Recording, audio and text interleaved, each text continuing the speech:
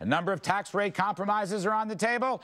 One question is whether tax cuts are going to expire only for people making $1 million or more instead of the $250,000 level. Let's talk about this. Here now is Democratic policy analyst and syndicated radio host Mark Levine and Curtis Dubé, senior tax policy analyst with the Heritage Foundation. Mark, before we get into the millionaire's tax, which I know you have the juices flowing on. I do. I know, buddy, and I can't wait. But I want to ask you, do you share John Harwood's optimism that there will be a temporary extension of all the Bush tax cuts? From where you sit and the people you talk to, do you think Mr. Harwood's going to be right? I hope he's wrong. I fear he's right. You call it optimism. I call it pessimism. I think Obama's caved. I think he's surrendered. You know, a tax cut is never temporary unless you decouple it. Now, if he did something like this, if he gave a permanent tax cut to the 98% of us that earn under $250,000, and then for the millionaires alone, maybe do a temporary tax cut between $250,000 and $1 million, and for those that earn more than $1 million a year, say, your time is up, buddy. You already have most of the nation's income. Don't take the rest of us. Then we could be happy. But at the end of the day, I think you know what's going to happen, Larry, and you probably like it. Every 2 years, they're going to roll over. The temporary tax will become permanent, and we will go trillions and trillions and trillions of dollars into debt. No, actually, we're going to have a complete flat tax reform and get rid of all the tax expenditures. Curtis, let me bring you in. What's wrong with this millionaire's tax that Mr. Levine is talking about? Right, well, it's just more class warfare. It doesn't matter where they set the threshold. Raising taxes right now will just keep more people out of work, keep wages lower, and keep our economy from recovering. We should not be raising taxes on anybody. All right, Mark, you heard it. And why do you want to punish the most successful investors who are the job creators, Mark Levine? I've never understood that part of your position. First of all, it does not punish them because they're not the engines of the economy. We've talked about this, middle class and working people, the engines of the economy. The reason why thick stores are picking up is because middle class people are buying Christmas presents, not because the billionaire gets another yacht. I don't want to punish them. I know we have to pay this debt back. Now, what are the Republican plans to pay it back? They want to cut Social Security. They want to cut union benefits. They want to throw people out of their homes. They want to make middle class people poor. I got to tell you, the vacuum has sucked all our money. It's all gone to billionaires. We don't have any left. That harms the economy. I would ask Curtis, how's he going to pay it back?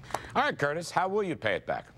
Well, I wouldn't worry too much about paying it. If this is not a tax cut, no one's taxes are going down next year. This is about keeping the tax rates where they've been for a decade now. If you want to keep the deficit low, don't spend the money. That's really all it comes down to. What would you cut? Our tax revenue will be right back where it's been historically in a few short years when the economy recovers. And it's the spending that's causing the deficit. It has nothing to do with low tax revenue. What would you cut, Curtis? Social Security, Medicare, maybe close all the national parks? What would you cut?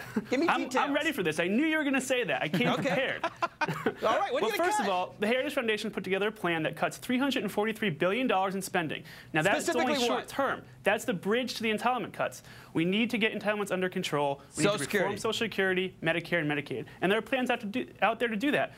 Paul Ryan and Alice Rivlin have put together some very good plans that could do just that. But you know, Mark, let me come in here, buddy, and raise this question with you.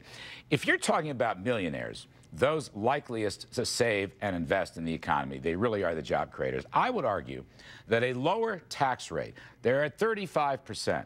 Not only do I not want them to go to 40%, I want them to go to about 20%. And I'm going to say to you, Mark Levine, if you slash the top personal tax rate, it would totally pay for itself because the incentives and rewards are the most powerful among the economic activists. I say to you, my friend, the economy would expand so much income would be thrown off that the top tax rate cut would actually pay for itself. Your response, my friend. But, Larry, you're a smart man. You know economic history. You know that in the Bill Clinton years, when the top rate was just under 40%, we created 22 million jobs. When the Bush tax cuts came, what did we do? Bush barely created any jobs. Yeah, but the same is true of Reagan and other eras. But remember this, Mark.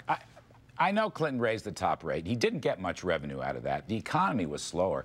Remember this. Clinton, who I admire, cut the capital gains tax rate by 8 percentage points. And you know what?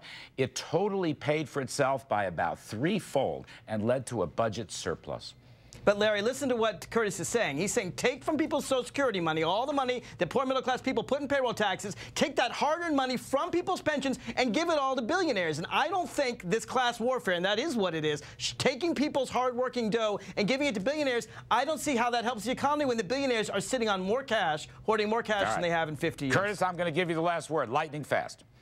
Look, when you raise taxes on the people that Mark's talking about, you're talking about raising taxes on job creators. We need them to create jobs. Let's not raise their taxes right now. We need them creating jobs to get people back to work. All right. We're going to leave it there, gentlemen. Mark Levine, terrific stuff. Curtis Dubai, great to see you. Up next on Kudlow, now Wicklow.